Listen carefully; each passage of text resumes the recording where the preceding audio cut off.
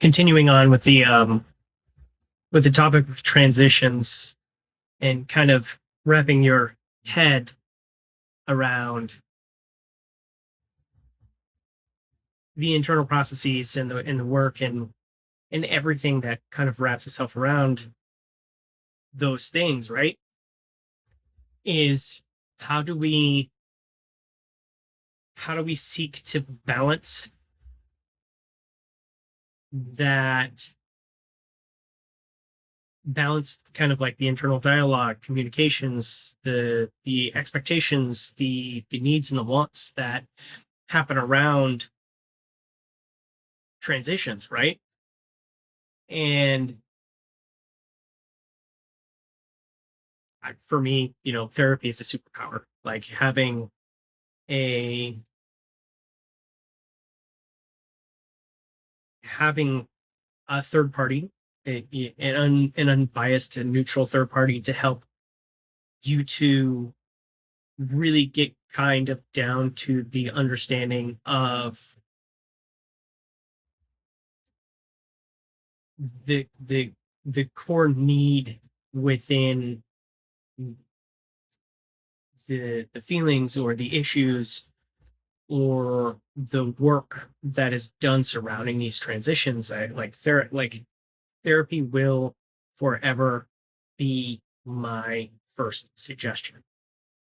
uh it can benefit so much from your relationship, and you can benefit so much from having somebody there who works as a an additional party, I guess you could say, who helps um decode the needs and then the communication to help everybody kind of like understand and be a guide in what you're all trying to work through.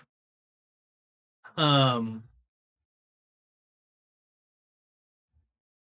if therapy is not a thing for you, another thing that I would really kind of suggest is weekly check-ins with your partner.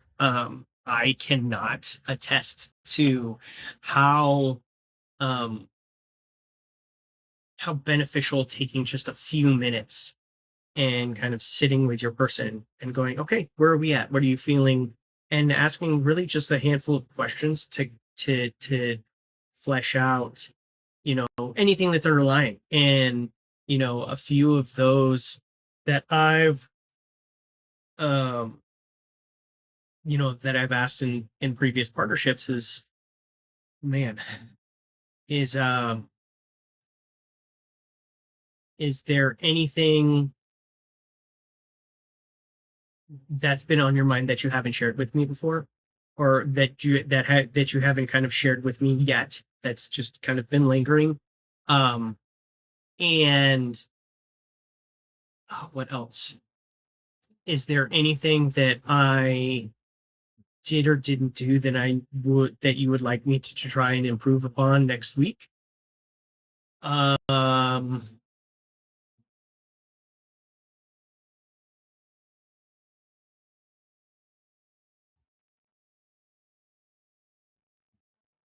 is there anything that you need in the upcoming week that you would like me to do?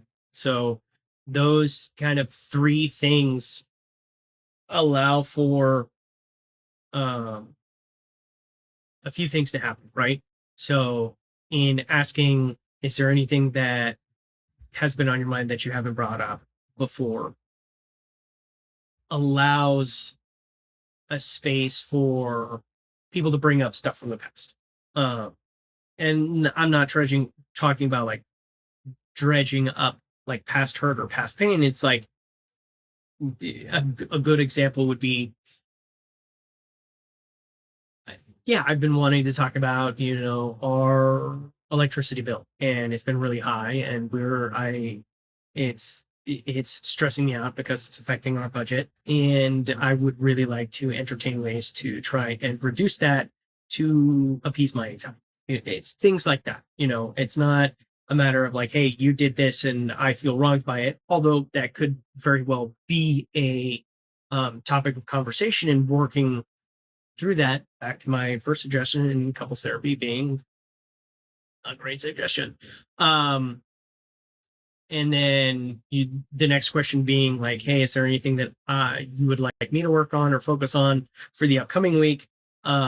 Is allowing an opportunity for your partner to be constructively critical about you, and you need to be open-minded to that, to be able to really work on your partnership. And um like that was a big one for me in my past relationships, was like being able to like sit and understand that, asking that question and whatever response I got wasn't from an accusatory perspective. It was more or less like, hey, like, you know, I it would really help me if you were more thoughtful in regards to, this meeting that I had, and the anxiety it's causing me. Or, there was a conversation or something that you said that, made me feel a certain way. And it was kind of like your delivery or your temperament and how you, or your inflection in your words. And, just kind of like be aware of, how that affects me. It's those things. And, making sure you're both in the right headspace to ask these questions and receive these answers, to be able to work on those things together. And so, you have addressing the past, you have addressing your partner, and then, you're addressing self in the last one and going, hey, is there anything that you need? You personally need. Do you need a day? Do you want to go out? Do you need a day to an afternoon to yourself, or do you need to go run errands? Do you need me to manage the household? It's all of those things, and being able to be um, open and understanding and willing to accept and receive those answers, but then also provide that same information to your partner in that check-in, is, establishing the groundwork for that communication. Like, what really, really helped me, um, in doing these weekly check-ins with previous partners, is like it builds like wanting to step into that space and being open and going, hey, they're going to have these expectations, in that we show up in this space, not necessarily to really kind of like immediately deliver on whatever those answers are, but to work towards it. And it's more or less this space of togetherness, and like, hey, we're bringing these up in a safe space. We're both willing to address and communicate and listen and understand why these things are important. And weekly check-ins are awesome for trying to achieve a sense of balance in your relationship normally, and within these transitions that you guys are going to find yourself in, you people, to um sound, I don't know, you people are going to find yourselves in. And back to kind of like the scope of balance, there's, a bunch of people out there like, oh, when your partner's at zero, you got to carry 100% of that. While nobody is ever going to be able to carry 100% of the relationship for an extended period of time, nor is there always going to be a perfect 50-50 split. Like, I like the perspective of like, hey, i'm I'm working to achieve a B plus in my deliverability of being your partner consistently every day, right? B plus is pretty good. Like, nobody's ever going to be 100%. Nobody's ever going to be at an A all the time. But I'm going to strive for a solid like 80 to 86%. It's like, hey, I'm not going to be perfect all the time, but I am going to try and get 8 to 9 times out of 10 right for you. And if we're banking the relationship kind of on that scale, you're and you're acknowledging those things, right? It's like, hey, like, I saw they got all of this stuff done for themselves, for myself, for themselves, for their partner, for the relationship. They forgot to take the trash cans out, or they forgot to pay a bill one day late. Like, if you're constantly acknowledging the good that you're doing between the two of you, and you're striving to be at that B plus area, like that one thing that they miss a week or a day or a month isn't going to be such a big deal. And as for like towing, like and at minimum try and at minimum for togetherness, like try, like at minimum shoot for 60%. Like if both of you are trying to get 60% and not like carry half of the relationship, like you're both striving to do just a little bit more than half. If you guys work to that, like you're getting to 100%. Like I know that's two different kind of like factors in regards to measurement, but those are the things that I kind of look at is like, hey, on really really good days, like I want to try and pull like a solid B plus in our relationship.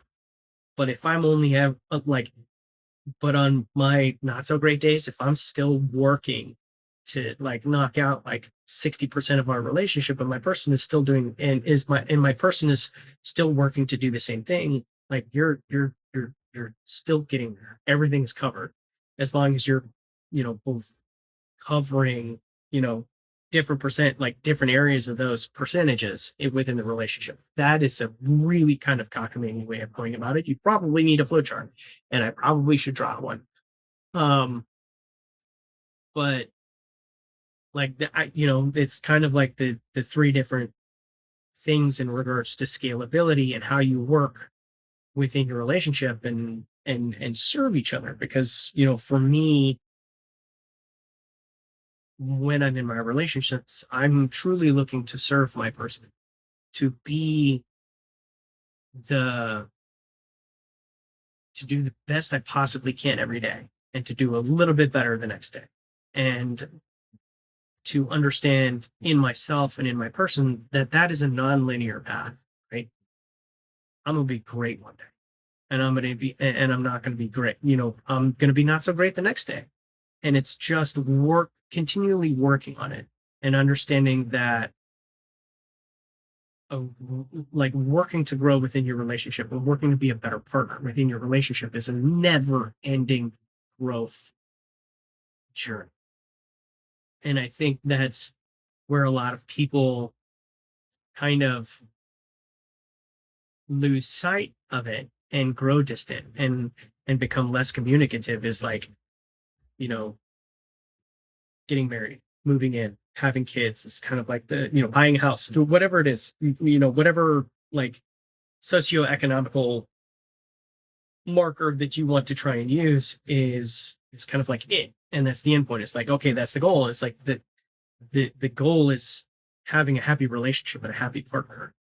And while providing things is important for each other, like buying that house is not the finish line.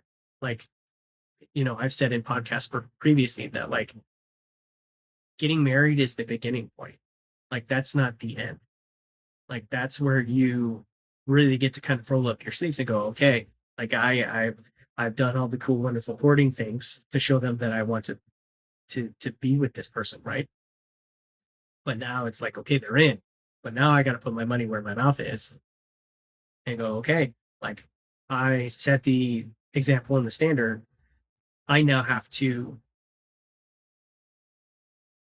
prove it to myself and prove it to my partner that I will stick with that, and can you continue to work and continue to grow and not stagnate. And because that's where fracture and gaps happen. And that's where the the absence of communication happens within these transitory periods. And continuously working to find balance and peace within your relationship, through whatever methods benefit you the most, is really really key.